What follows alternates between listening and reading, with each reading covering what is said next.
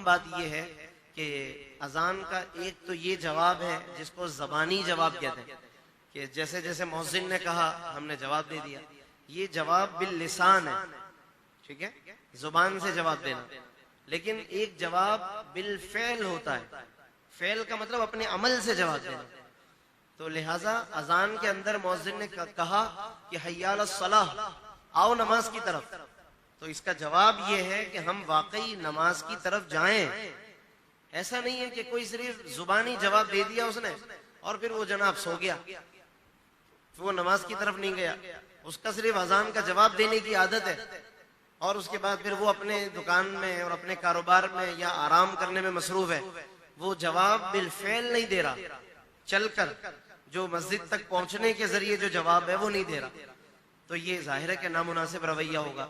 हाँ, कभी किसी वजह से कि मैंने कहीं और उसकी नमाज अदा करनी है, तो अभी मैं आराम कर लूं, मुझे फला जगह जाना है, वहीं मैंने नमाज अदा करनी है, वो एक अलग बात। लेकिन खुदा न खासा सुस्ती की वजह से ऐसा हो, जमात से गफलत की वजह से कि मैं आराम से उठकर अपनी पढ़ लूंगा, जमात से गफलत हो, तो जाहिर है कि ये तरीका दुरुस्त नहीं है।